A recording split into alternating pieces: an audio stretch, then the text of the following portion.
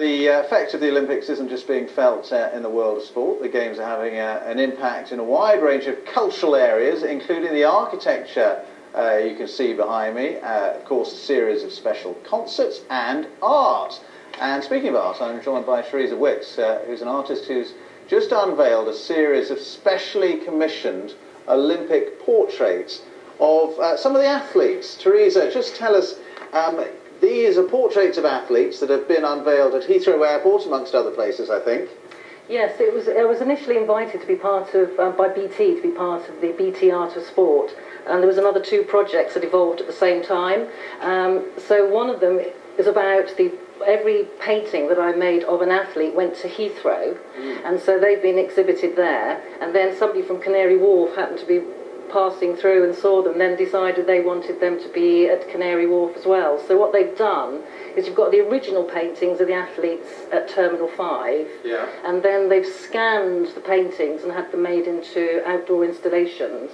I think we should look at a few of them. Okay. I think we've got, these are pictures of Jeanette Quatchy, I think, Victoria Barr, and Mark Hunter. I mean, how did you select who, these are not the most famous, I suppose it's fair to say, British athletes. Why did you select these? Well, it was really, I wanted to make sure that I chose, when I decided I was going to do the series of 10, I decided I wanted to have some well-known athletes like David Weir, Mark Hunter, Oscar Pistorius, and then I also wanted to have male athletes, female athletes, Paralympic athletes, Olympic athletes, and some lesser known, and some who really are the young hopefuls for the next Olympics. So I really had to work out, and also I wanted to make sure that I got some the athletes from the East End of London, because that's where I'm based, so it had to be some from around here as well. That sounds very democratic. So that when all these other athletes from all around the world